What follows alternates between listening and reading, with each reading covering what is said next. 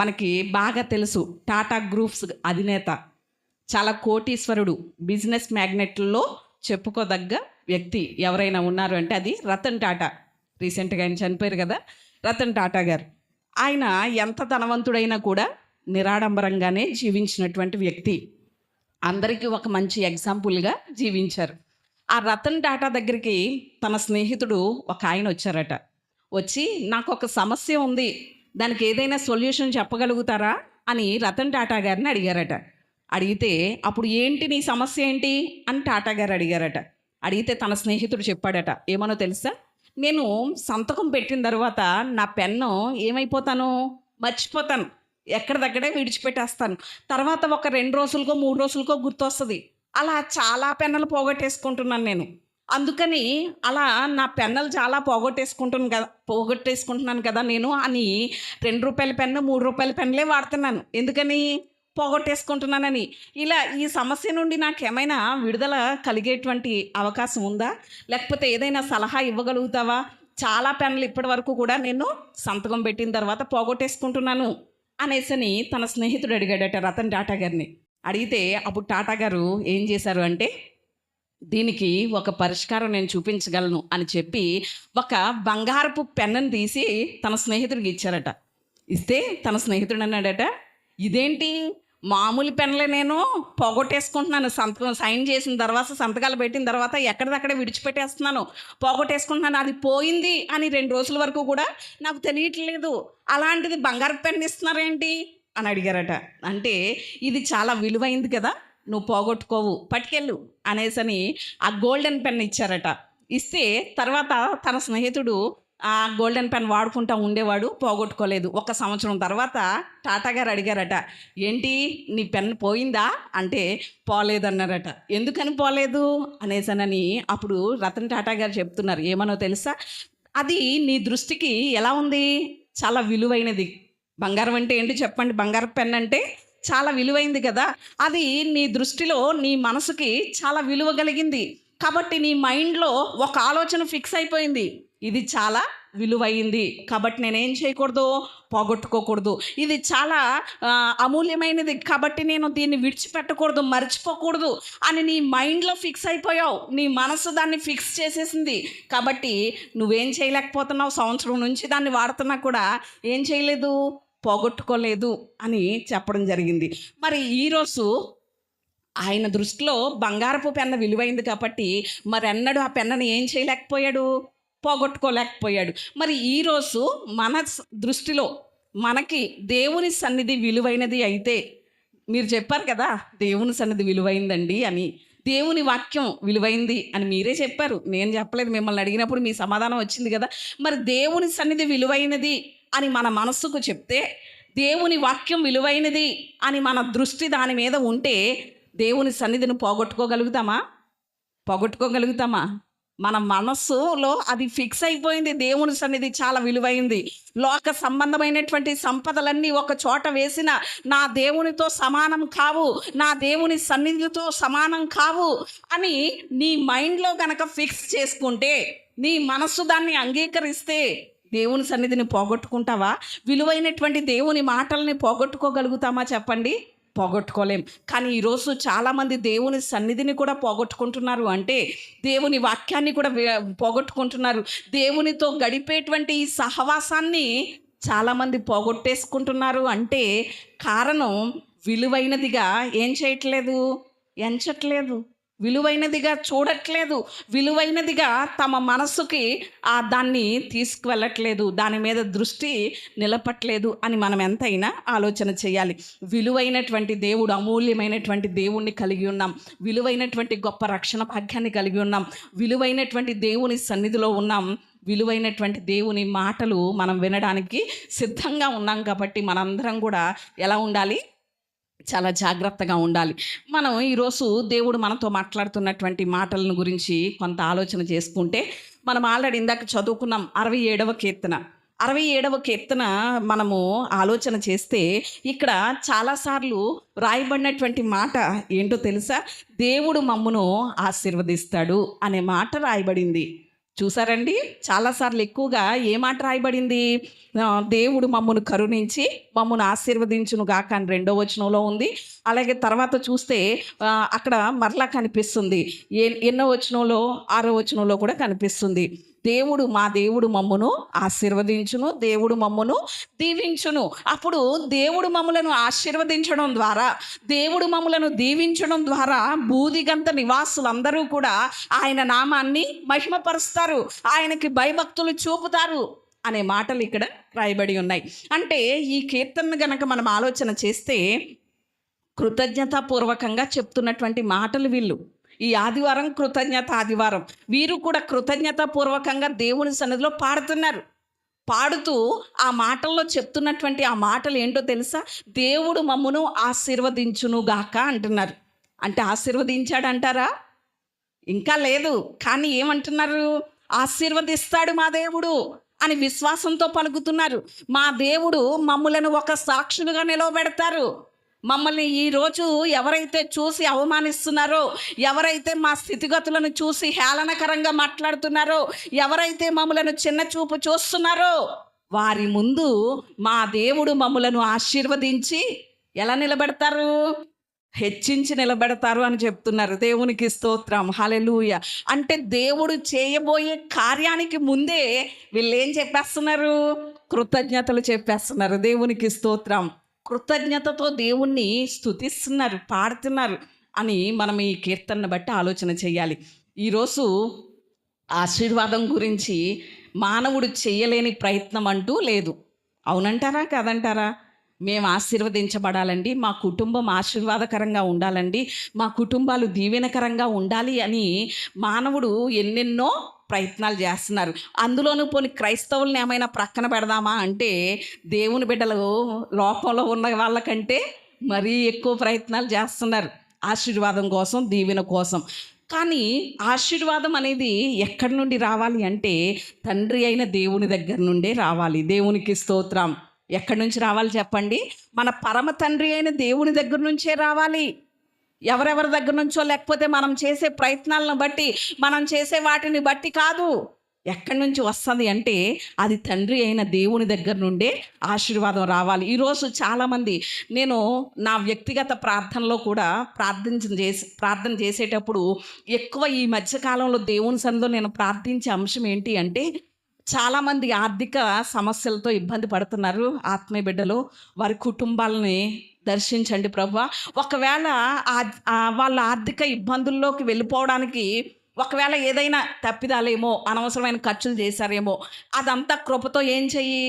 జ్ఞాపకం చేసుకుని క్షమించేయి. ఒక్కసారి జ్ఞాపకం చేసుకుని వారి పరిస్థితుల్లో వారిని లేవనెత్తి వారి కుటుంబాలను ఆశీర్వాదకరంగా ఉంచు. నిన్ను నమ్మినటువంటి బిడ్డలు తలగానే ఉండాలి, కానీ ఎలా ఉండకూడదు? తోకగా ఉండకూడదని ఈ మధ్య కాలంలో ఎక్కువ నా ప్రార్థన అంశంలో కూడా ఇదే అంశాన్ని పెట్టుకుంటున్నాను. ఎందుకంటే పేతురు పత్రికలో కూడా దేవుడు ఏమంటాడో తెలుసా? మీరు ఆశీర్వాదమునకు వారసులు అవ్వడానికే పిలువబడ్డారు అనేసని అక్కడ వాక్యం కనబడుతుంది మనకి పేతురు పత్రిక 3వ అధ్యాయంలో. అంటే ఈరోజు దేవుని పిల్లలమైనటువంటి మనం ఆశీర్వాదానికి వారసులు అవ్వడానికే దేవుడు పిలిచాడు. ఆశీర్వదించే దేవుడే మన దేవుడు. కానీ చాలాసార్లు ఇంకా చాలామంది కుటుంబాల్లో ఏం చూడలేకపోతున్నామంటే ఆశీర్వాదం చూడలేకపోతున్నాం. ఆశీర్వాదం కోసం ఎన్నెన్నో ప్రయత్నాలు చేసేవారు ఉన్నారు. కొంతమంది యొక్క ఆలోచన ఎలా ఉందో తెలుసా? దేవుడు ప్రేరేపిస్తున్నాడు నన్ను. ఏమనో తెలుసా? వారి హృదయాల్లో ఏ ఆలోచన ఉందో తెలుసా? ఎప్పుడు దీవిస్తాడండి దేవుడు? ఎప్పుడు ఆశీర్వదిస్తాడండి? మా దేవుడు మమ్మల్ని ఆశీర్వదిస్తే, మా దేవుడు గనక మా కుటుంబాలను దీవిస్తే దేవుని సన్నిధిలో ఒక బలమైన సాక్షిగా నిలబడాలనుకుంటున్నామండి. మమ్మలను దేవుడు ఆశీర్వదించినటువంటి ఆ రీతిని బట్టి దేవునికి కృతజ్ఞతాస్తుతులు ఘనంగా చెల్లించాలనే ఆలోచన చాలా మందిలో కూడా ఉంది. మరి అట్టి ఆశీర్వాదం మనం పొందుకోవాలి అంటే ఎలా పొందుకోగలుగుతాం? ప్రతి ఆశీర్వాదం అది దేవుని దగ్గర నుండి మాత్రమే రావాలి, ప్రజల దగ్గర నుంచి రాదు. కానీ కొన్నిసార్లు మన పెద్దలైనటువంటి వారు మనల్ని దీవించాలని ఆశపడతాం, మంచిదే. కానీ మనల్ని ఆశీర్వదించేది ఎవరు అంటే మన పరలోకపు తండ్రి. మరి ఆశీర్వాదం కోసం మనం ఏం చేయాలి? ఈరోజు బడాలనేటువంటి ప్రయత్నాలు పక్కన పెడితే దేవుని దగ్గర నుంచి మన పరమ తండ్రి అయిన దేవుని యొక్క ఆశీర్వాదం మనము, మన కుటుంబాలు, మన బిడ్డలు పొందాలి అంటే ఏం చేయాలో చాలా మాటలు ఉన్నాయి. కానీ వేరేగా కాదు, ఒక వ్యక్తిని బట్టి, ఒక వ్యక్తి ఆశీర్వాదం కోసం ఏం చేశాడో మనం ఏం చేయాలో ఆ వ్యక్తి జీవితంలో నుండి కొన్ని మాటలు ఈరోజు మనం ఆలోచన చేద్దాం రండి. ఆదికాండము 27వ అధ్యాయం 27వ వచనం చదువుకుందాం. 27. అతడు దగ్గరకు వచ్చి అతన్ని ముద్దు పెట్టుకొనెను. అప్పుడు అతడు అతని వస్త్రములను వాసన చూచి అతన్ని దీవించి ఇట్లనెను, ఇదిగో నా కుమారుని సువాసన యెహోవా దీవించిన చేని సువాసన వలె ఉన్నది. ఆకాశపు మంచును, భూసారమును, విస్తారమైన ధాన్యమును, ద్రాక్షారసమును దేవుడు నీకు అనుగ్రహించును గాక. జనములు నీకు దాసులగుదురు, జనములు నీకు సాగిలపడుదురు. నీ బంధువులకు నీవు ఏలికవై ఉందువు. నీ తల్లి పుత్రులు నీకు సాగిలపడుదురు. నిన్ను శపించువారు శపించబడుదురు, నిన్ను దీవించువారు దీవించబడుదురు గాక అని ఇక్కడ మనము ఒక వ్యక్తిని దీవించినటువంటి క్రమాన్ని మనం చూస్తున్నాం. ఇవన్నీ ఏంటి చెప్పండి? దీవెన వచనాలే, ఆశీర్వాదపు పలుకులు. ఎవరిని ఎవరు దీవిస్తున్నారు, ఎవరిని ఎవరు ఆశీర్వదిస్తున్నారు అంటే ఇస్సాకు తన కుమారుడైనటువంటి యాకోబుని ఆశీర్వదించినటువంటి క్రమం ఇక్కడ మనకి 27వ అధ్యాయంలో కనిపిస్తుంది. ఇక్కడ యాకోబుని ఇస్సాకు ఏం చేస్తున్నాడు చెప్పండి? ఆశీర్వదిస్తున్నాడు. ఆకాశము మంచు వలె భూసారము, విస్తారమైన ధాన్యం, ద్రాక్షరసం దేవుడు నీకు అనుగ్రహించాలి. జనములు నీకు దాసులు అవుతారు. నీ బంధుజనులకు అందరికీ నువ్వు ఎలా ఉంటావు? ఏలికగా ఉంటావు, అంటే వారిని పరిపాలించేటువంటి విధానంలో ఉంటావు నువ్వని చాలా ఆశీర్వాదపు మాటలు ఇక్కడ ఇస్సాకు నోట దేవుడు పలికించాడు యాకోబు జీవితంలో. ఇక్కడ గనక మనము ఆలోచన చేస్తే ఈ ఆశీర్వాదం అసలు ఎవరికి రావాలి? యాసావుకి రావాలి. 27వ అధ్యాయం 1వ వచనంలో కనిపిస్తుంది కదా. ఇస్సాకు అంటాడు తన పెద్ద కుమారుడైనటువంటి యాసావుతో, నా కుమారుడా, నేను చనిపోకముందు నేను నిన్నేం చేయాలనుకుంటున్నాను? ఆశీర్వదించాలనుకుంటున్నాను. కాబట్టి ఒక రుచి కలిగినటువంటి భోజ్యాన్ని నాకు సిద్ధపరిచి తీసుకురా, అది తిని నేనేం చేస్తాను? నిన్ను ఆశీర్వదిస్తాను అనేసని యాసావుతో యాకోబు చెప్తాడు. అంటే ఈ ఆశీర్వాదం ఎవరికి రావాల్సింది అంటే యాసావుకి రావాలి. పూర్వపు దినాల్లో జ్యేష్ఠుడు అంటే చాలా ప్రత్యేకత కలిగినటువంటి వాడు. జ్యేష్ఠుడు అంటే బల ప్రారంభం గనుక జ్యేష్ఠునికి 2 భాగాలు ఇచ్చేవారు. ఆస్తిలో ఎన్ని భాగాలు వస్తాయి చెప్పండి? జ్యేష్ఠుడికి, పెద్దవాడికి 2 భాగాలు ఇచ్చేవారు. అంతటి ప్రాధాన్యత జ్యేష్ఠుడికి ఉంది. ఆ జ్యేష్ఠుడిని ఆశీర్వదించాలనుకున్నాడు తన తండ్రి అయినటువంటి ఇస్సాకు. కానీ ఆ ఆశీర్వాదం ఎవరికి దేవుడు నిర్ణయించాడు, ఎవరు పొందుకున్నారు అంటే యాకోబు పొందుకున్నాడు. మరి ఒత్తినే యాసావును దీవించాలనుకుంటున్నావు, అన్నేని దీవించాలనుకుంటున్నావు, లేదు నీ చేతుల కింద నేను తల పెడతాను, నన్ను దీవించాయి అన్నాడా యాకోబు? ఏమైనా నన్ను ఆశీర్వదించాయి అన్నాడా? లేదు. తన తండ్రి యొక్క దీవెనను పొందడానికి యాకోబు ఏం చేశాడో ఈరోజు మనం చూద్దాం.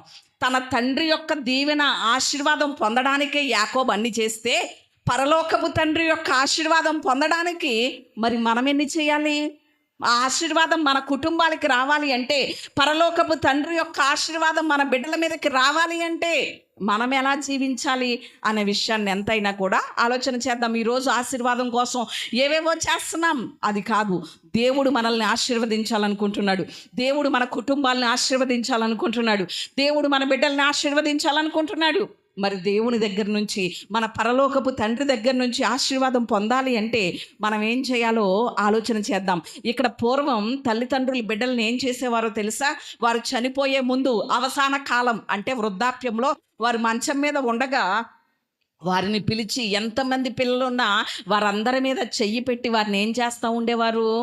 ఆశీర్వాదం పలుకుతూ ఉండేవారు. దేవుని ఆత్మ ద్వారా, దేవుడిచ్చినటువంటి ఆ ప్రవచన మూలంగా వారు భవిష్యత్తులో ఏం అవ్వబోతున్నారో, ఎలా దీవించబోతున్నారో, వారి భవిష్యత్తు ఎలా ఉండబోతుందో దేవుని ఆత్మ ద్వారా వారిని ఏం చేస్తూ ఉండేవారు? తల్లిదండ్రులు దీవిస్తూ వచ్చేవారు, ఆశీర్వదిస్తూ వచ్చేవారు. ఈరోజు మనము కూడా మన బిడ్డల్ని ఎప్పుడూ ఆశీర్వదిస్తూనే ఉండాలి. మన బిడ్డల కొరకు ప్రార్థించినప్పుడు కూడా మన బిడ్డల నిమిత్తం ఏం ప్రార్థన చేయాలో తెలుసా? ప్రభువా, మేము నీ సన్నిధిలో వాడబడే దానికన్నా మా బిడ్డలు మరీ ఎక్కువగా వాడబడాలి. ప్రభువా, మేము నీ కోసం చేసేదానికన్నా మా బిడ్డలు మరీ ఎక్కువగా చేయాలి. అయ్యా, మేము ఈరోజు ఆశీర్వదించబడిన క్రమం కన్నా, మా ఆశీర్వాదం కన్నా మా బిడ్డలు ఎలా ఉండాలి? ఆశీర్వాదకరంగా ఉండాలి. మాకంటే మా బిడ్డలు గొప్పగా ఉండాలి అని దేవుని సందు మనం ఏం చేయాలి? మన బిడ్డల కొరకు ప్రార్థించాలి. కానీ ఈరోజు తల్లిదండ్రులు ఎలా ఉంటారో తెలుసా? బిడ్డలని శాపనార్థాలు పెట్టేవారుగా ఉంటారు, శపించేవారుగా ఉంటారు, వేరే వేరే మాటలు మాట్లాడేవారుగా ఉంటారు. కానీ దేవుని పిల్లలమైనటువంటి మనం మన నోటితో మన బిడ్డలను ఏం చేయాలి చెప్పండి? ఎప్పుడు ఆశీర్వదించాలి. దేవునికి స్తోత్రం. ఇక్కడ ఇస్సాకు యొక్క ఆశీర్వాదాన్ని, తన తండ్రి నోట నుండి వచ్చేటువంటి ఆ భవిష్యత్ ఆశీర్వాదాన్ని పొందుకోవడానికి యాకోబు తన తండ్రి దగ్గరికి వచ్చినటువంటి విధానం ఎలా ఉంది? ఈరోజు దేవుని ఆశీర్వాదం పొందడానికి పరమ తండ్రి దగ్గరికి మనం ఎలా రావాలి అనే విషయాన్ని మనం ఆలోచన చేద్దాం. ఇక్కడ ఆశీర్వాదం అనేది ఎవరి దృష్టిలో ఉంది అంటే ఇస్సాకు యొక్క ఆలోచనల్లో ఉంది. ఇస్సాకు ఆల్రెడీ ఆశీర్వాదాన్ని సిద్ధం చేశాడు, వాగ్దానం కూడా చేసి ఉంచాడు. ఈరోజు మన పరలోకపు తండ్రి కూడా మనకి ఎన్నెన్నో మన కుటుంబాలను ఆశీర్వదించాలని, మన బిడ్డల్ని ఆశీర్వదిస్తానని వాగ్దానం చేశాడా లేదా చెప్పండి? చేశాడు. మన తండ్రి అయినటువంటి దేవుని ఉద్దేశంలోనే, దేవుని ప్రణాళికలోనే మనం ఎలా ఉన్నామో తెలుసా? ఆశీర్వదించబడిన వారిగా ఉన్నాం. దేవునికి స్తోత్రం. ఆల్రెడీ మన మీద ఆయన ప్రణాళిక ఎలా ఉంది అంటే ఆశీర్వాదకరంగానే ఉంది. ఆయన ఆలోచనలో మనల్ని ఆశీర్వదించాలని, ఆయన ఉద్దేశం మనల్ని ఆశీర్వదించాలని ఆల్రెడీ మన ఆశీర్వాదాన్ని దేవుడు సిద్ధం చేశాడు. సిద్ధం చేసిన ఆశీర్వాదాన్ని మనకి కూడా ఏం చేశాడు? వాగ్దానం కూడా చేశాడు. మరి వాగ్దానం చేసినటువంటి ఆయన ఆశీర్వాదాన్ని మనం ఎలా పొందుకోవాలి అనే విషయాన్ని కొన్ని మాటలు మనము ఆలోచన చేద్దాం రండి. మొట్టమొదటిగా యాకోబు తన తండ్రి యొక్క ఆశీర్వాదం పొందడానికి తన తండ్రి దగ్గరికి ఎలా వచ్చాడు అంటే ఆదికాండము 27వ అధ్యాయం 22వ వచనం చూద్దాం.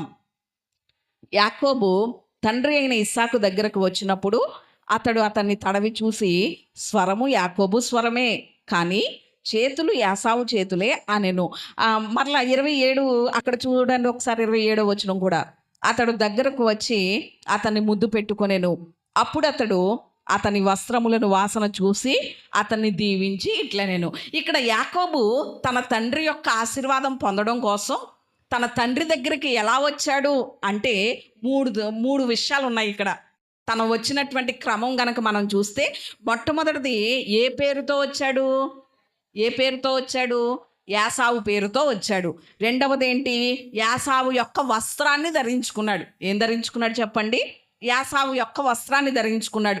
మూడవది యాసావు యొక్క సువాసనతో వచ్చాడు. ఎలాంటి సువాసన చెప్పండి? యాసావు యొక్క సువాసనతో వచ్చాడు. అంటే తండ్రి దగ్గరికి ఆశీర్వాదం పొందడానికి యాకోబు ఎలా వచ్చాడు అనేసనంటే తన తండ్రి అయినటువంటి యాసావు పేరుతో వచ్చాడు. యాకోబు అంటే ఎవరు చెప్పండి? మోసగాడు. అంటే యాకోబులా రాలేదు తండ్రి దగ్గరికి. ఎలా వచ్చాడు? యాసావుగా వచ్చాడు. ఈరోజు దేవుని దగ్గరికి మనం ఎలా రావాలి అనేసనని ఆలోచన చేస్తే, పరలోకపు తండ్రికి పరలోకపు తండ్రి దగ్గరికి మనం ఎలా రావాలి అని గనక ఆలోచన చేస్తే, ఇక్కడ తన జ్యేష్ఠ కుమారుడైనటువంటి యేసయ్య పేరు పెట్టుకుని రావాలి. ఎక్కడికి రావాలి చెప్పండి? దేవుని దగ్గరకు వచ్చినప్పుడల్లా మన రీతిగా వస్తే, మనం వచ్చినట్లుగా వస్తే మనం ఎవరని చెప్పండి? పాప స్వభావం కలిగిన వారం. మరి మనల్ని తండ్రి అయిన దేవుడు అంగీకరిస్తాడా చెప్పండి? ఇదిగో నేను వచ్చాను తండ్రి అంటే మన ప్రార్థన దేవుడు ఆలకించేస్తాడా అంటే ఆలకించడు. మనం ఎప్పుడైనా మీరు గమనించారా? మనం ప్రార్థన చేసినటువంటి ఎంతసేపు, గంట సేపు ప్రార్థన చేసినా, 2 గంటలు ప్రార్థన చేసినా, పావు గంట ప్రార్థన చేసినా, 5 నిమిషాలు ప్రార్థన చేసినా, లాస్ట్లో ఏమంటాం? యేసు నామంలో అడుగుచున్నాం. యేసు నామం అంటే యేసు పేరట అడుగుచున్నాం తండ్రి అంటాం. అంటే మన ప్రార్థన అంతా ముగించి ఎవరి పేరు మీద ప్రార్థన చేస్తున్నాం? యేసయ్య పేరు మీద ప్రార్థన చేస్తున్నాం. దేవునికి స్తోత్రం, హల్లెలూయా. అంటే ఇక్కడ యాకోబులా రాలేదు. యాకోబు మోసగాడు, తన స్వభావంతో రాలేదు. ఎవరి స్వభావంతో వచ్చాడు అంటే యాసావు పేరు మీద వచ్చాడు. ఇక్కడ ఈరోజు మనము కూడా దేవుని సన్నిధిని సమీపించినటువంటి ప్రతిసారి, ప్రార్థించినటువంటి ప్రతిసారి కూడా యేసు పేరు మీదే ప్రార్థన చేయాలి. యేసయ్య నామములోనే ప్రార్థన చేయాలి. లేకపోతే దేవుడు, తండ్రి అయినటువంటి దేవుడు మనల్ని ఏం చేయడు చెప్పండి? అంగీకరించడానికి ఏమాత్రం కూడా ఒప్పుకోడు. ఎందుకంటే మనది పాపపు స్వభావం. ఏంటి చెప్పండి?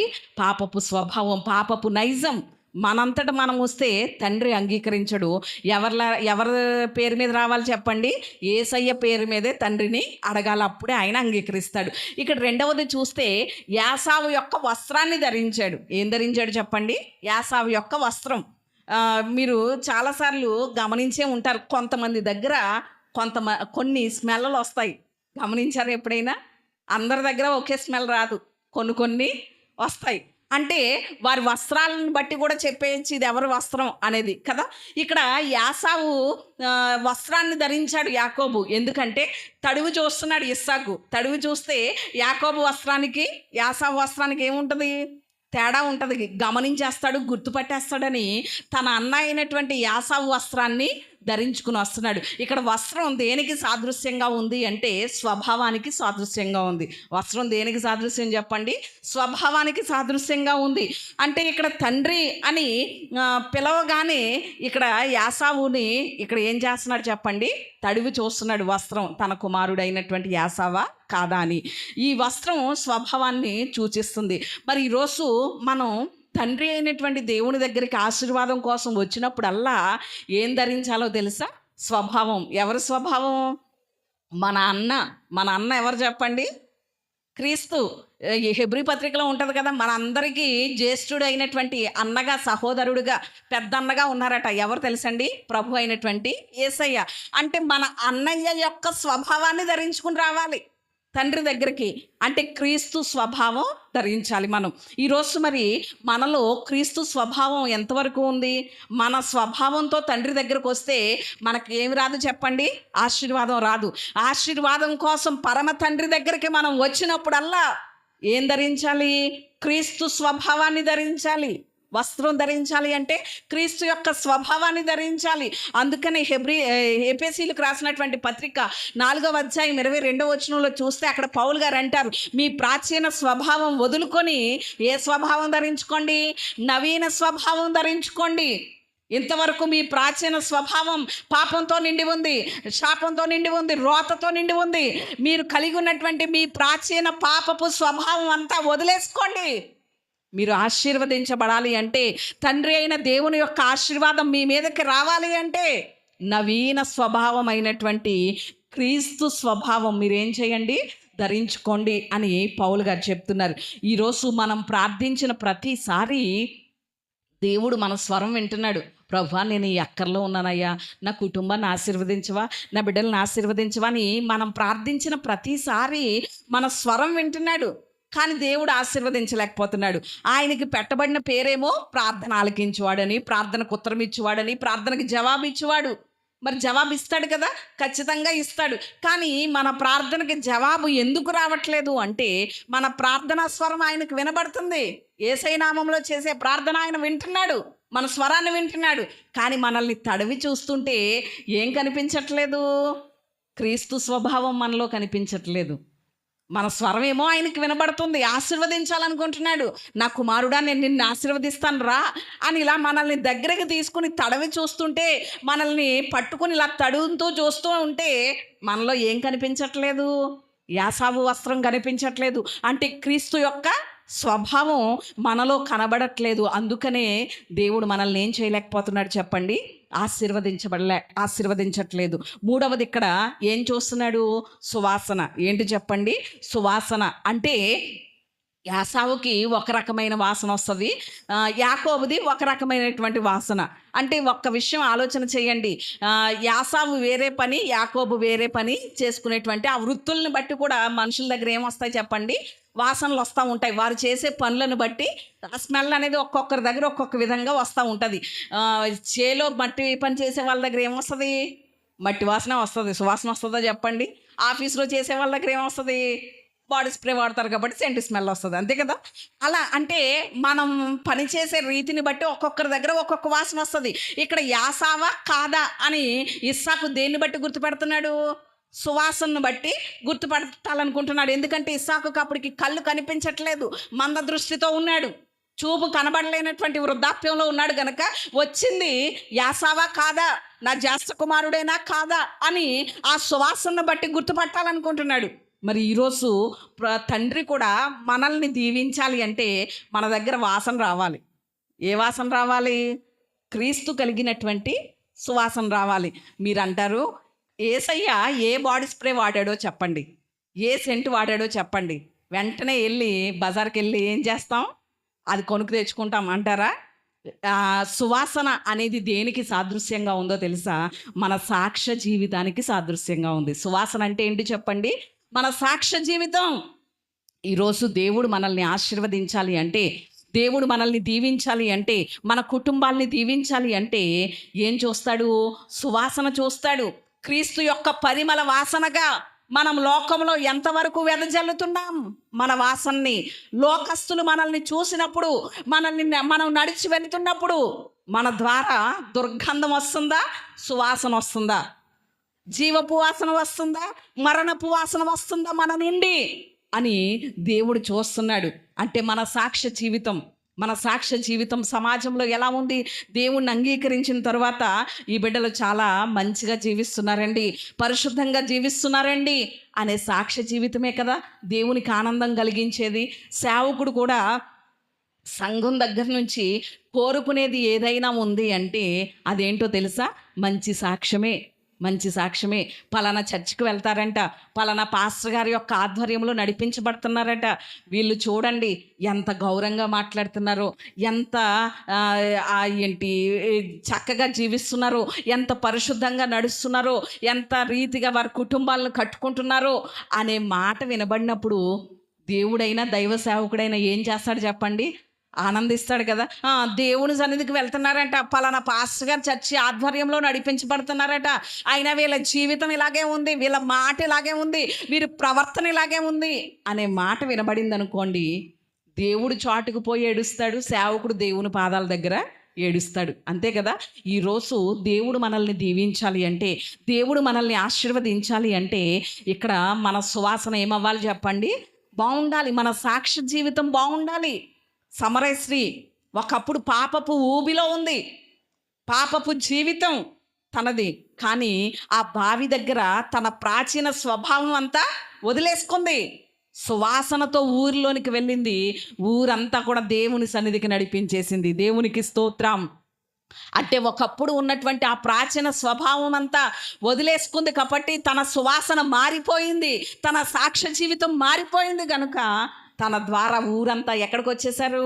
యేసయ్య పాదాల దగ్గరికి వచ్చేసారు. మరి ఈరోజు మన సాక్ష్య జీవితం ఎలా ఉంది అనేది ఎంతైనా కూడా ఆలోచన చేసుకోవాలి. ఒక సంఘటన చెప్పి నా మాటలో నేను ముందుకు వెళ్తాను.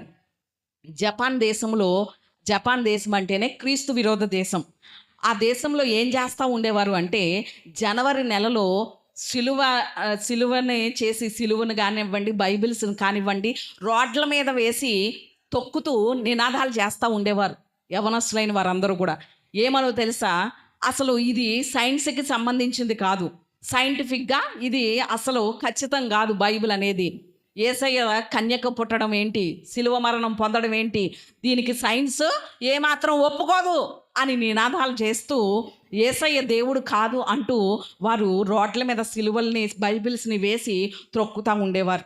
ఒక యవనస్తుడు అనుకున్నాడు, ఏమనో తెలుసా? ఇలా నినాదాలు చేయడమే కాదు, సైంటిఫిక్గా కూడా బైబిల్ అనేది తప్పు, యేసయ్య దేవుడు కాదు అని నిరూపించాలి అని అధ్యయనం చేయడం కోసం జపాన్ దేశం నుండి అమెరికా దేశం వెళ్ళాలని ప్రయాణం చేస్తున్నాడు.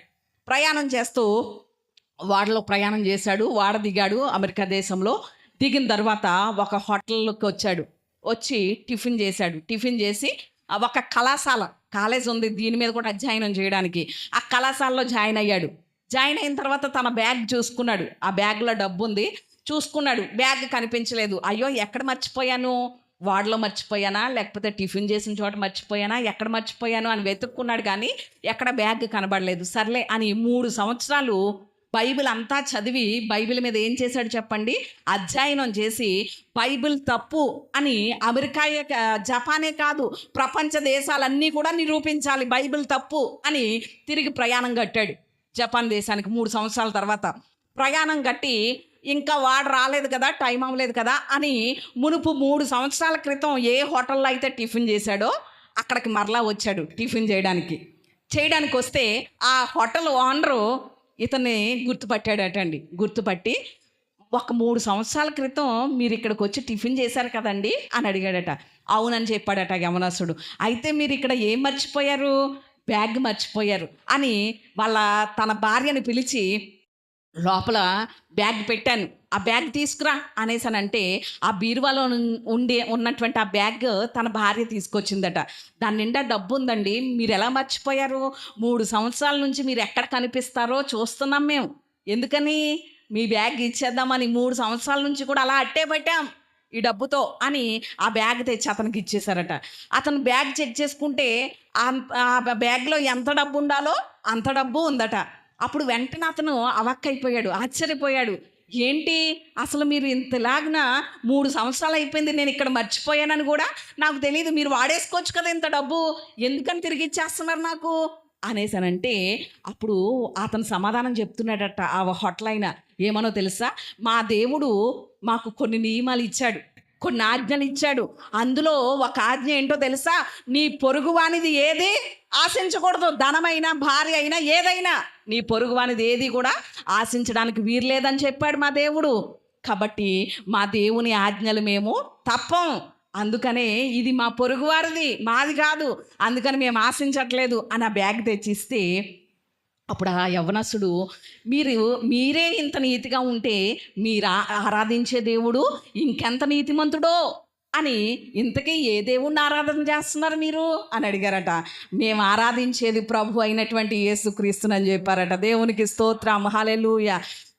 ఎవరైతే 3 సంవత్సరాలు బైబిల్ మీద అధ్యయనం చేసి యేసుక్రీస్తు దేవుడు కాదు అని నిరూపించాలనుకున్నాడో ఆ యవ్వనస్తుడు వారిని బట్టి, వారి సాక్ష్య జీవితాన్ని బట్టి ఏం చేశాడో తెలుసా? యేసుక్రీస్తును సొంత రక్షకునిగా అంగీకరించాడు. దేవునికి స్తోత్రం. ఈరోజు మరి మన సాక్ష్య జీవితం ద్వారా ఎంతమంది రక్షించబడుతున్నారు? మన సాక్ష్య జీవితం ద్వారా, మన సువాసన ద్వారా ఎంతమంది దేవుని సన్నిధికి, దేవుని పాదాల దగ్గరికి రాగలుగుతున్నారు? ఒక్కసారి ఆలోచన చేయాలి. ఈరోజు దేవుని యొక్క ఆశీర్వాదం, పరమ తండ్రి యొక్క దీవెన మన మీదకి రావాలంటే మొట్టమొదటి పాయింటే చెప్పాను నేను. మొదటి పాయింట్లోనే 3 మాటలు ఇవి. ఒకటే పాయింట్ ఇది. మొదటి పాయింట్ ఏంటి చెప్పండి? రావాల్సిన విధంగా తండ్రి దగ్గరికి రావాలి. ఎలా రావాలి?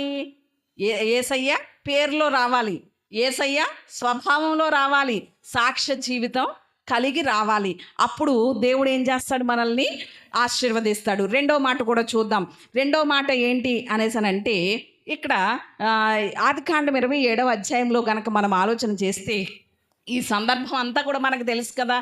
ఇక్కడ రెబ్కా వచ్చి యాకోబుతో చెప్తుంది, నీ అన్నని ఆశీర్వదించాలనుకుంటున్నాను నీ తండ్రి, కాబట్టి నువ్వేం చెయ్యి, నేను నీకు చెప్పినట్లు చెయ్యి, నిన్ను ఆశీర్వదిస్తాడు నీ తండ్రి అని రెబెకా చెప్పినప్పుడు యాకోబు ఏం చేశాడంటే తన తల్లికి అప్పగించుకున్నాడు.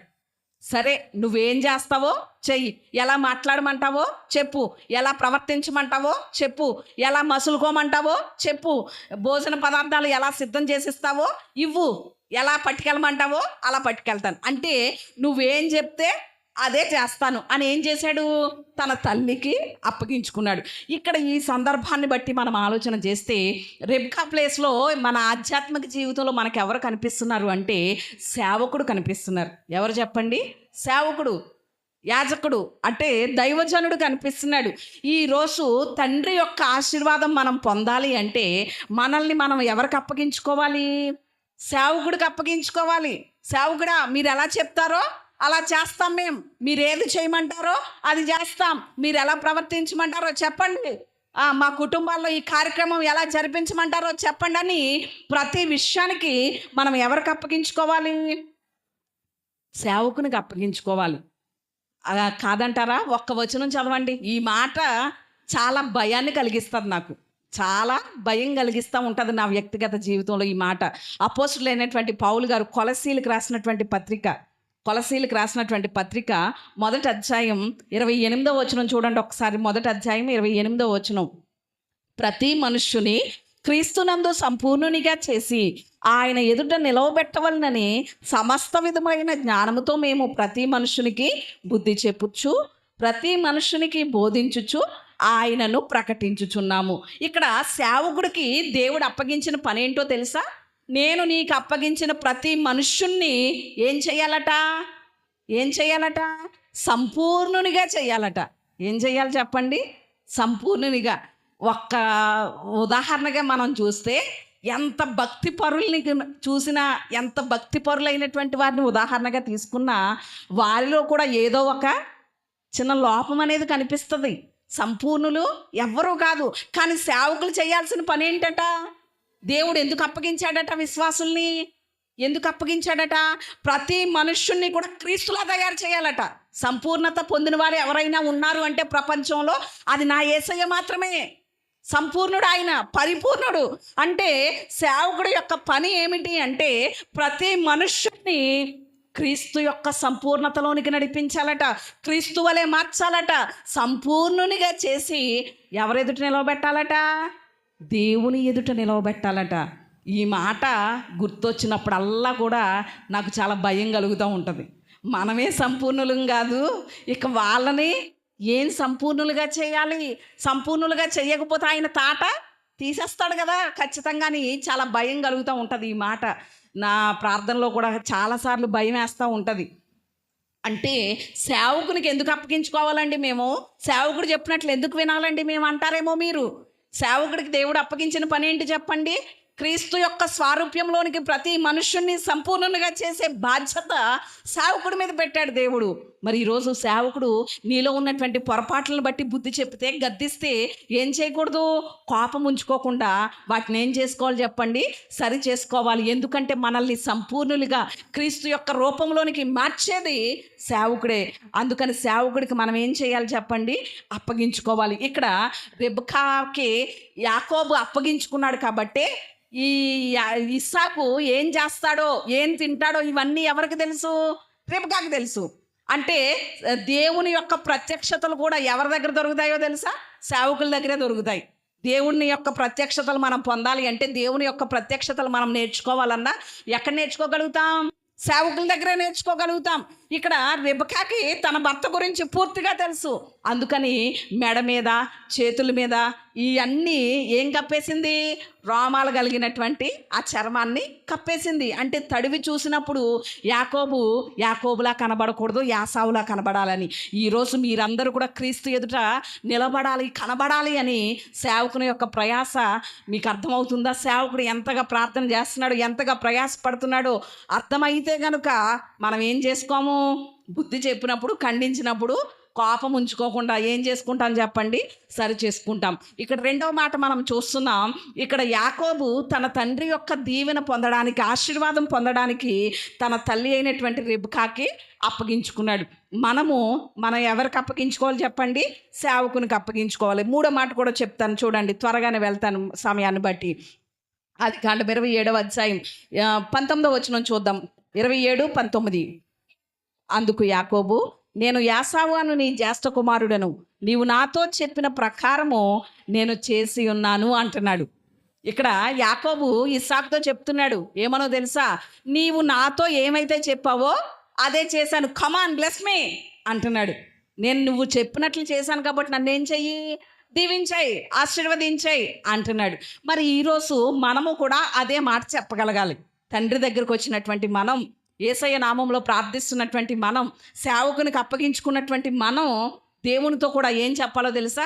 కమాన్ బ్లెస్ మీ, నన్ను దీవించు ప్రభువా, నన్ను ఆశీర్వదించు తండ్రి, నువ్వేమైతే చెప్పావో నేను చేసేసాను అని చెప్పగలగాలి. చెప్తున్నామా? దేవుడు చెప్పినవన్నీ నేను చేసేసానండి, దేవుణ్ణి నన్ను ఆశీర్వదించమని చెప్పమానండి అని అనేవాళ్ళు ఎవరన్నా ఉంటే చెయ్యెత్తి చూపగలుగుతారా? ఎవరైనా చూపగలుగుతారా? మరి ఈరోజు తండ్రి యొక్క ఆశీర్వాదం మనం పొందాలి అంటే ఆయన ఏం చెప్పాడో అవన్నీ మనం ఏం చేయాలి చెప్పండి? చేయాలి. అప్పుడు మనం ఖచ్చితంగా అడగగలుగుతాం. ఉదాహరణకి మన పిల్లలు చదువుకుంటున్నారు. మనం చెప్పామనుకో, 10th క్లాస్ నువ్వు ఫస్ట్ క్లాస్లో పాస్ అవ్వరా, నీకు సైకిల్ కొంటాను అన్నాం. ఏం చేస్తాడు?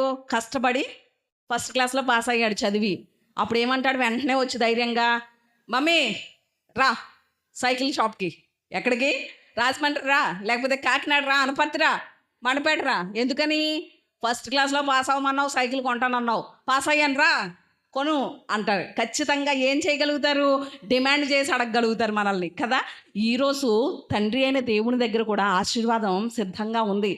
ప్రభువా, నువ్వు చెప్పినవన్నీ నేను చేసేసాను రా, కమాన్ నన్ను దీవించు, నన్ను ఆశీర్వదించు అని మనం చెప్పగలగాలి. ఇక్కడ యాకోబు ఇస్సాకుతో చెప్పినట్లు మరి మనం చెప్పగలుగుతున్నామా? ప్రభువా, ఈరోజు, ఈ నెల, ఈ సంవత్సరం అంతా నువ్వేం చెప్పావో అది నేను నెరవేర్చేశాను. లేకపోతే నువ్వు ఏం విడిచిపెట్టమన్నావో ఆ విడిచిపెట్టేశాను. నువ్వెవరిని క్షమించమన్నావో వాళ్ళని క్షమించేశాను. కమాన్ బ్లెస్ మీ అనగలుగుతున్నామా దేవుని దగ్గర? అలా అనగలిగితే తండ్రి దగ్గర నుంచి మనం ఏం పొందుకుంటాం చెప్పండి? ఆశీర్వాదం పొందుకుంటాం. సిటీ స్టడ్ అనేటువంటి ఒక ఇంగ్లాండ్ వ్యక్తి ఉన్నారు. ఆయన దేవుని వాక్యం అంటే చాలా అమితంగా ప్రేమించేవాడు. ఒకప్పుడు నాస్తికుడు. దేవుని వాక్యం ద్వారా పట్టబడి దేవుని తెలుసుకున్నటువంటి ఆ సిటీ స్టడ్ దేవుని వాక్యాన్ని ప్రతిరోజు ధ్యానం చేస్తూనే ఉండేవాడు. ఎన్నిసార్లు చదివినా మరలా దేవుని వాక్యాన్ని చదువుతానే ఉండేవాడు. ముసలివాడైపోయాడు, చనిపోయిన తర్వాత అతనికి సంబంధించినటువంటి వస్తువులన్నీ తీసి తన కుమారులు చూస్తూ ఉంటుండగా అతని చదువుకుంటున్నటువంటి బైబిల్ కనిపించింది. అతను ప్రతిరోజు చదివే బైబిల్ కనిపించింది. ఆ బైబిల్ చాలా నలిగిపోయింది. ఎక్కువ సార్లు చదివాడు కదా, చాలా నలిగిపోయింది. ఆ బైబిల్ పేజీలు ఇలా తిప్పి చూస్తూ ఉంటే ప్రతి పేజీ కింద ఒక మాట రాసుకున్నాడు. ఏంటో తెలుసా? Yes lord, yes lord. అంటే ఈ పేజీ అంతా చదివాడు. ఈ పేజీలో దేవుడు ఏం చేయమని చెప్పాడో, ఎలా ప్రవర్తించమని చెప్పాడో ఇదంతా చదివి, ప్రభువా నేను అలాగే జీవిస్తున్నాను, ఎస్ లార్డ్ అని రాసుకున్నాడు. మరలా ఈ పేజీ అంతా చదివిన తర్వాత ఈ కింద ఏం రాసుకున్నాడు? నేను అలాగే జీవిస్తున్నాను ప్రభువా, ఎస్ లార్డ్, చిత్తం ప్రభువా అని రాసుకుంటున్నాడు. అంటే అతను బైబిల్ ప్రతి పేజీ కింద కనిపించిన మాట ఏంటో తెలుసా? తన బిడ్డలకి అందరికీ ఆశ్చర్యాన్ని కలిగించింది ఏంటి అంటే ప్రతి పేజీ కింద కూడా ఎస్ లార్డ్, ఎస్ లార్డ్ అనే మాట కనిపించింది. ఈరోజు దేవుడు చెప్పినటువంటి ఒక్కదానికి ఎస్ లార్డ్ నేను చేయగలుగుతున్నాను, చిత్తం ప్రభువా అని ఒక్క మాట మనం చెప్పగలుగుతున్నామా? నువ్వు చెప్పింది నేను చేశాను ప్రభువా అని ఒక్క విషయంలో మనం దేవునికి చూపించగలిగితే దేవుడు మనల్ని ఏం చేస్తాడు చెప్పండి? ఆశీర్వదిస్తాడు. మరి ఈరోజు ఏం చెప్పగలుగుతున్నాం? ఎంతసేపు మనం దేంతో నెట్టుకొచ్చేస్తున్నామో తెలుసా? క్షమించు ప్రభువా, కృప చూపించు ప్రభువా అని కృపతో నెట్టుకొచ్చేస్తున్నాం మన జీవితాంతం. దేవుడు చెప్పింది చేయకుండా ఎప్పటికప్పుడు అయ్యో చేయలేకపోయాను ప్రభువా, క్షమించు ప్రభువా, కృప చూపించు ప్రభువా, బలహీనుడిని ప్రభువా, బలపరచు ప్రభువా అని దేంతో నెట్టుకొచ్చేస్తున్నాం? కృపతో నెట్టుకొచ్చేస్తున్నాం తప్ప నువ్వు చెప్పింది చేశాను ప్రభువా నన్ను దీవించు అనే అర్హత, ఆ స్థాయి మనలో ఉంటే ఖచ్చితంగా దేవుడు ఏం చేస్తాడు చెప్పండి? మనల్ని దీవిస్తాడు. దేవుడు చెప్పింది చేస్తే ఆయన ఆశీర్వదించకుండా ఉండడు, దీవించకుండా ఉండడు. బిల్లీ గ్రహం గారు మంచి దైవ సేవ చేసినటువంటి సేవకుడు. ఆయనకున్నటువంటి ఆ పలుకుబడిని బట్టి చాలామంది వచ్చి అన్నారట ఆయన బ్రతుకున్నటువంటి దినాల్లో. ఏమనంటే, మీరు గనక పోటీ చేస్తే అమెరికా ప్రెసిడెంట్ అవుతుంది కదా, ఎందుకు పోటీ చేయలేదండి బిల్లీ గ్రహం గారు అని అడిగారట. అప్పుడు ఆయన ఏం చెప్పారో తెలుసా? అంతకంటే మంచి జాబు నా దేవుడు నాకు ఇచ్చాడు. బిల్లీ గ్రహం గారు చేసిన పరిచర్య ఏంటో తెలుసా? సువార్థీకరణ. ఆయన చేసిన పరిచర్య సంఘం కట్టడం కాదు, సంఘాన్ని నడిపించడం కాదు, సువార్త పరిచర్యే. సువార్త చేయడమే బిల్లీ గ్రహం గారి యొక్క పరిచర్య. అంటే సువార్త కొరకు దేవుడు అతన్ని పిలిచాడు, అదే గొప్ప భాగ్యం. దేనికన్నా భాగ్యం అని ఎంచుకున్నాడు? అమెరికా ప్రెసిడెంట్ కన్నా, అమెరికా యొక్క అధ్యక్ష పదవి చెయ్యడం కన్నా దేవుని కొరకు జీవించడం, సువార్త చేయడమే గొప్ప పనిగా ఎంచుకున్నాడు. దేవునికి స్తోత్రం. అంటే దేవుడు చెప్పింది ఏంటి? సువార్త చేయమని చెప్తే అమెరికా ప్రెసిడెంట్గా పోటీ ఎందుకు చేస్తాడు?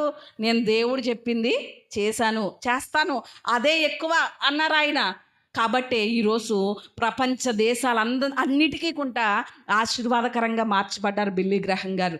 అనేకులు రక్షించబడడానికి, అనేకులు దీవించబడడానికి కారణంగా అయ్యారు. ఈరోజు మరి దేవుడు చెప్పింది చేస్తే ఆశీర్వాదం వస్తుంది. మనకి నచ్చింది చేస్తే ఏం రాదు? ఆశీర్వాదం రాదు. కానీ చాలామంది ఏం చేస్తారో తెలుసా? దేవుడు చెప్పింది మానేసి మనకి నచ్చింది చేస్తాం, మనకి తోచింది చేస్తాం. అలా అయితే ఆశీర్వాదం ఎలా వస్తుంది? రాదు కదా. కానీ ఆశీర్వాదం రావాలంటే దేవుడు చెప్పింది చెయ్యాలి. ఉదాహరణకి కానా పెండ్లి విందులో దేవుడు ఏం చెప్పాడు? ద్రాక్షరసం అయిపోయినప్పుడు ఏం చెప్పాడు యేసయ్య? నీళ్ళతో నింపండి అంటే నింపేశారు. అప్పుడు ఏం చెప్పాడు? ఆ నీటిని ముంచి పట్టుకెళ్ళండి అన్నారు. మనలాంటోళ్ళమైతే ఏమంటామో తెలుసా? నీటిని ముంచి పట్టుకెళ్ళమంటున్నావేంటి ప్రభువా అని తిక్క తిక్క సమాధానం చెప్తూ ఉంటాం, క్వశ్చన్స్ వేస్తూ ఉంటాం కదా. చెప్పింది వెంటనే చెయ్యం. వాళ్ళు చేశారు గనక నీళ్ళు ఎలా మార్చబడ్డాయి? ద్రాక్షరసంగా మార్చబడ్డాయి. ఈరోజు మనం ఏదో కార్యక్రమం పెట్టుకున్నాం, ఆహారం అయిపోయింది, అన్నం అయిపోయింది. అప్పుడు దేవుడికి చెప్తాడు బియ్యం వడ్డించేయండి అని. వడ్డించగలుగుతామా? వడ్డిస్తామా? చాలే బియ్యం వడ్డిస్తే ఎవరు నమ్మగలుగుతారు, ఎవరు తినగలుగుతారు ప్రభు అని దేవునికి ఏం వేస్తాం? క్వశ్చన్స్ వేస్తాం. కానీ దేవుడు చెప్పింది చెయ్యాలంతే. బియ్యం వడ్డించేయమంటే వడ్డించేయాలి. దేవుడు ఏది చెప్తే అది చెయ్యడమే ఆశీర్వాదం. ఈరోజు చాలాసార్లు అది మన విశ్వాసానికి పరీక్ష అనమాట. నువ్వు ఇలా చెయ్యి అని చెప్తాడు దేవుడు, చెప్పింది చెయ్యాలంతే. సీమోన్తో ఏమన్నాడు? వల వెయ్యి అన్నాడు. సీమోన్ ఏం చెయ్యాలి? రాత్రి అంతా ప్రయాసపడ్డాం ప్రభు, పగటిపూట చేపలు పడవనాయన అని ఎంత పొడుగు చెప్పుకు రావాలి. కానీ ఏం చేశాడు? నీ మాట చొప్పున వల వేస్తున్నాను అన్నాడు, అంతే. దేవుడు చెప్పింది చెయ్యడమే. లాజరు సమాధి దగ్గర చూస్తే దేవుడు ఏమన్నాడు? ఆ రాయి బొర్లించండి అన్నాడు. అసలు మనమైతే ఏమంటాం? 4 రోజులు అయిపోయింది, వాసన కొట్టేస్తుంది, ఎందుకు పొర్లించమంటున్నావు అని తిరిగి క్వశ్చన్స్ వేస్తాం. వాళ్ళు ఏం చేశారు? అది పొర్లించారంతే. లాజర్ని సజీవంగా దేవుడు లేపాడు. దేవునికి స్తోత్రం. అంటే ఈరోజు మనం దేవుని దగ్గరికి వచ్చి ఆయన ఆశీర్వాదం పొందాలి అంటే, దేవుని కార్యాలు మన జీవితంలో పొందుకోవాలి అంటే ఆయన ఏది చెప్తాడో అది చెయ్యాలంతే. మారు మాట మాట్లాడడానికి వీర్లేదు. ఇలా చేస్తే బాగుంటుందేమో, అలా చేస్తే బాగుంటుందేమో అని దేవునికి సలహాలు ఇవ్వడం కాదు. ఆయన ఏదైతే చెప్పాడో అది చెయ్యడమే. అప్పుడే మనం ఏం పొందుకుంటాం చెప్పండి? ఆశీర్వాదం పొందుకుంటాం.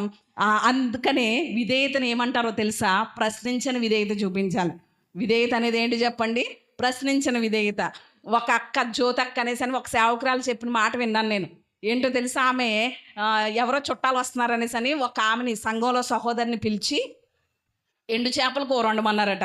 ఎండు చేపలు కోడిగుడ్డు కూర వండమన్నారట ఆ పాస్టమ్ గారు సహోదరిని పిలిచి. వెంటనే ఆ సహోదరు వచ్చి వండేసిందట. వండేస్తే అది అస్సలు బాగుండలేదంట. ఇదేంటి ఇలా ఉండావు అనేసి ఆ సహోదరిని అక్క అడిగారట.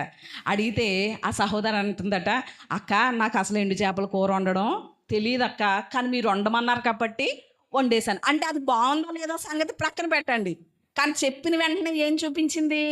విధేయత. అదే మనమైతే, నేను ఒకవేళ చెప్పాను ఎవరికో, ఏమంటారు? పాస్టమ్ గారు నాకు ఎండు చేపల కూర వండడం రాదండి అని ఏం వేస్తూ ఉంటారు? ప్రశ్నలు వేస్తూ ఉంటారు. కానీ దేవుని ఆశీర్వాదం పొందాలి అంటే ఏం చూపించాలి చెప్పండి? ప్రశ్నించని విధేయత చూపించాలి.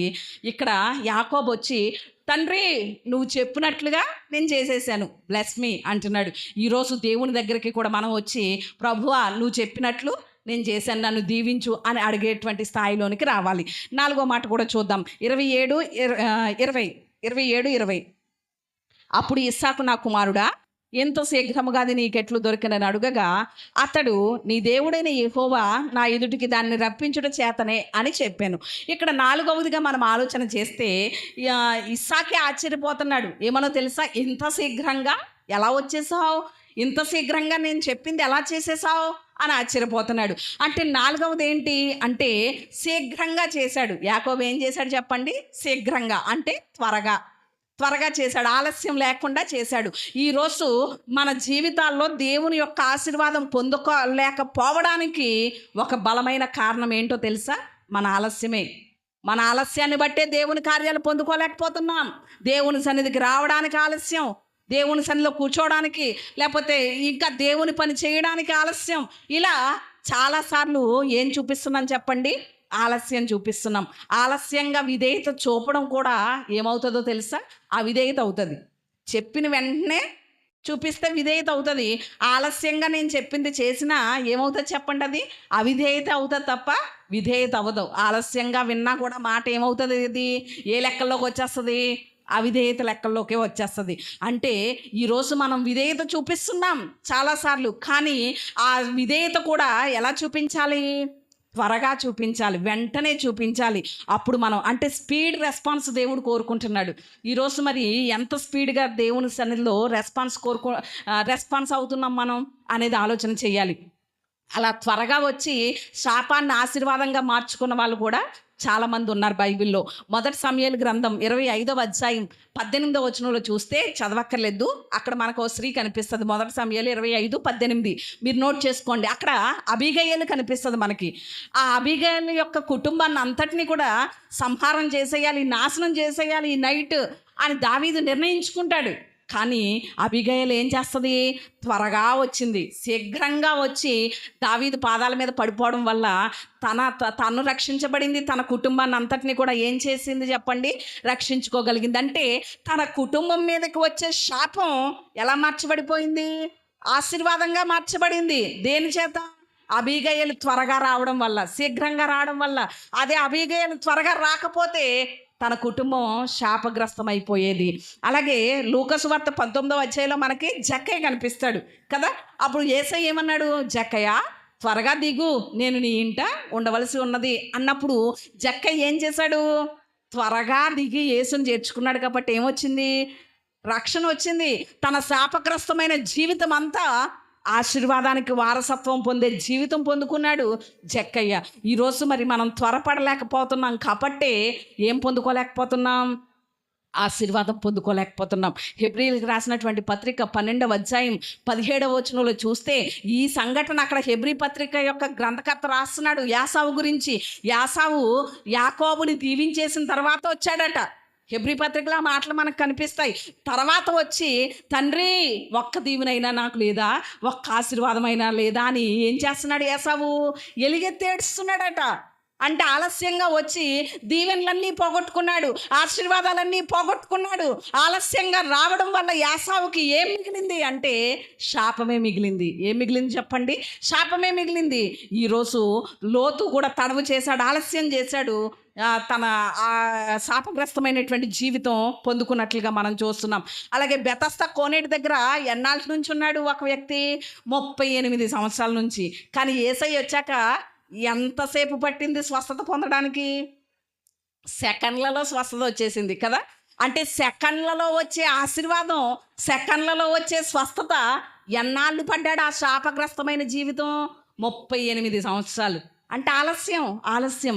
ఈరోజు నీ కుటుంబాన్ని దీవించాలని దేవుడు ఎప్పుడో ఆశ కలిగి ఉన్నాడు.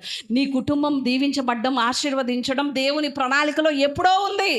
కానీ నువ్వు చేసే ఆలస్యమే నీ ఆశీర్వాదాన్ని వెనక్కి నెట్టేస్తుంది. ఒక్కసారి ఆలోచన చేయాలి. మొట్టమొదటిది ఏంటి చెప్పండి? దేవుని సన్నిధికి ఏ రీతిగా రావాలో ఆ రీతిగా వస్తే మనం ఆశీర్వదించబడతాం. రెండవది ఏంటి చెప్పండి? సేవకుని చేతులకి అప్పగించుకోవాలి. మూడవది ఏంటి చెప్పండి? విధేయత చూపించాలి, ప్రశ్నించని విధేయత. నాలుగవది ఏంటి చెప్పండి? ఆలస్యం లేకుండా త్వరగా చేయాలి దేవుని కొరకు ఏం చేసినా. ఐదో మాట చెప్పి నా మాటలు ముగిస్తాను. ఆదికాండము 27వ అధ్యాయం 4వ వచనం చూద్దాం. నేను చావక మునుపు నేను నిన్ను ఆశీర్వదించున్నట్లు నాకిష్టమైన రుచిగల భోజ్యములను సిద్ధపరచి నేను తినుటకై నా యొద్దకు తెమ్మని చెప్పాను. ఇక్కడ ఐదవదిగా మనం ఆలోచన చేస్తున్నాం. ఇస్సాకు ఏం చెప్పాడో తెలుసా? నేను చావక మునుపు నాకు ఇష్టమైనటువంటి రుచిగల భోజ్యాలని తెచ్చి నాకు ఇచ్చి ఆశీర్వాదం పొందుకో అని తన కుమారుడితో చెప్పాడు. ఇక్కడ యాకోబు కమాండ్ డాడీ బ్లెస్ మీ అనేసి అని అన్నప్పుడు ఏం చెప్పాడు? ఇస్సాకు ఇష్టమైన భోజ్యాలు తీసుకురమ్మన్నాడు కదా. అంటే యాకోబు ఏం తెచ్చాడు ఇస్సాకు దగ్గరికి? ఇస్సాకుకి ఇష్టమైనటువంటి ఆ భోజన పదార్థాలన్నీ తెచ్చి ఇప్పుడు నాకు నేను చెయ్యి, ఆశీర్వదించు అంటున్నాడు. అంటే ఈరోజు మనము కూడా దేవుని యొక్క ఆశీర్వాదం పొందాలి అంటే దేవునికి ఇష్టమైన రీతిలో మనం జీవించాలి. అంటే మన అర్పణ ఉండాలి. దేవునికి ఇచ్చేది ఏదైనా సరే దేవుడు అంగీకరించేలా ఉండాలి. దేవుడు ఇష్టపడేది ఇవ్వాలి. మనకి నచ్చింది దేవునికి ఇవ్వడం కాదు. ఉదాహరణకి కయ్యను హేబేను చూడండి. కయ్యను ఏం చేశాడట? వ్యవసాయం చేస్తున్నాడు. తన పొలము పంటలో కొంత ఏదో తనకి తోచింది కొంత ఇచ్చేశాడు. కానీ హేబేలు ఏమిచ్చాడు? పశువుల కాపరి మందను నడుపుతున్నాడు కాబట్టి క్రొవ్విన వాటిలో శ్రేష్టమైనవి మంచివి తెచ్చి దేవునికి బలి ఇచ్చాడు. కాబట్టి ఎవరి అర్పణ దేవుడు అంగీకరించాడు?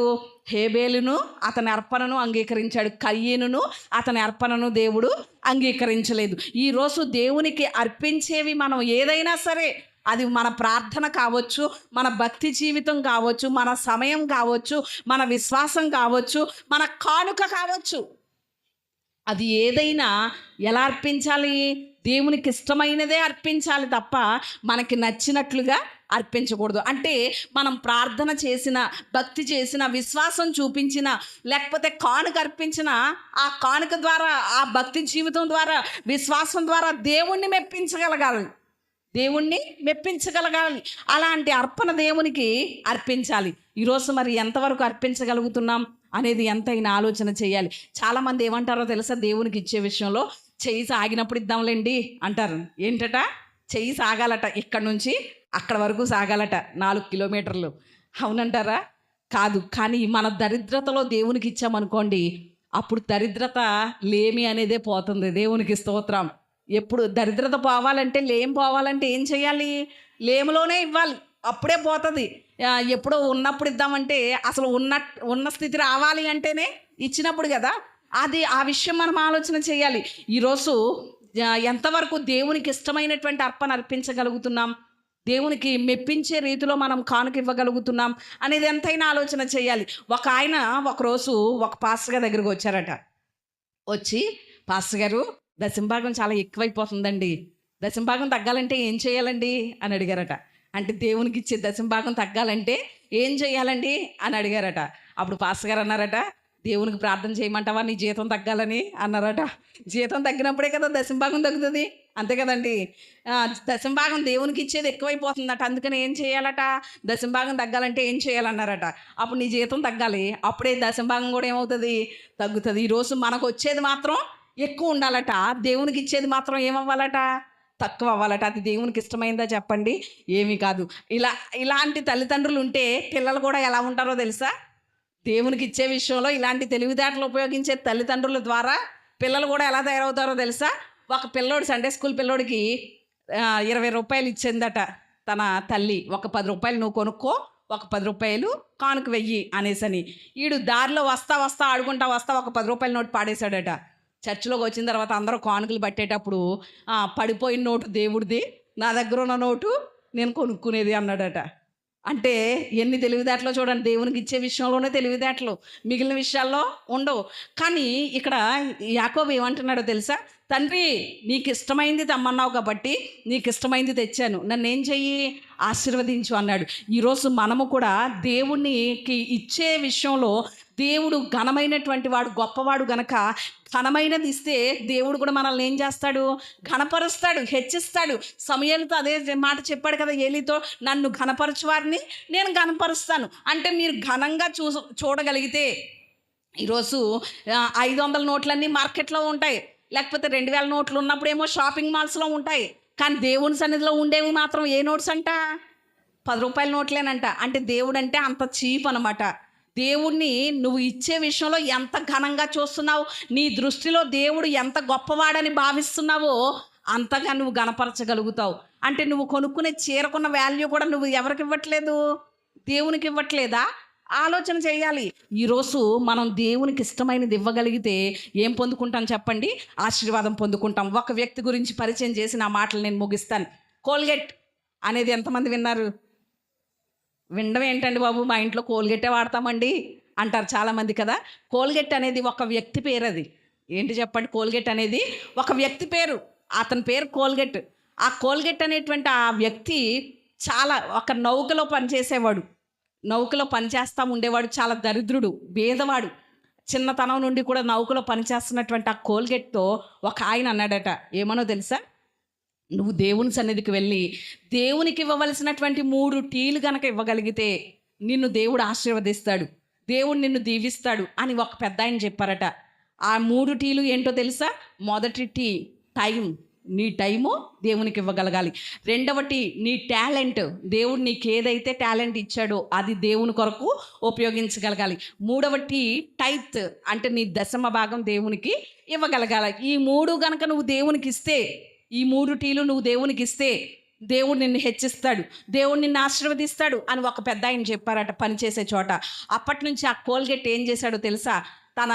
ఆ 3 టీలు కూడా దేవునికి ఇవ్వడం మొదలెట్టాడు. తర్వాత కొన్నాళ్ళకి కోల్గేట్ సోపుని తయారు చేయడం మొదలుపెట్టాడు. కోల్గేట్ సోపు వచ్చిన తర్వాత దేవుడు ఆలోచన ఇచ్చాడు, జ్ఞానం ఇచ్చాడు. ఏంటో తెలుసా? కోల్గేట్ పళ్ళ పొడి. పళ్ళపొడిని కనిపెట్టేటువంటి జ్ఞానం ఇచ్చాడు ఆ బాలుడికి. ఇచ్చినప్పుడు ఆ పళ్ళపొడి టూత్ పౌడరు మొదట తయారు చేశాడు. తర్వాత ఇప్పుడు ఏంటి చెప్పండి? పేస్టులు. అంటే కోల్గేట్ 3 టీలు దేవునికి ఇచ్చాడు. ఇచ్చిన తర్వాత ఈరోజు అతని యొక్క ఆశీర్వాదం ఎలా ఉందో తెలుసా? అప్పుడు 3 టీల్లో ఒక టీ ఏంటి చెప్పండి? టైత్, దశమ భాగం. అంటే ఒక భాగాన్ని దేవునికి ఇచ్చి 9 భాగాలు తన దగ్గర ఉంచుకునేవాడు. కానీ ఇప్పుడు ఏం చేస్తున్నాడో తెలుసా? 9 భాగాలు దేవునికి ఇచ్చేసి, అంటే తన దగ్గర ఉన్నదంతా ఎక్కువైపోయి, దేవుని ఆశీర్వాదం ఎక్కువైపోయి ఎక్కడ పెట్టుకోవాలో కూడా తెలియక 9 భాగాలు దేవునికి ఇచ్చేసి ఒక భాగం తను తీసుకుంటున్నా కూడా కోట్లై కూర్చుందట.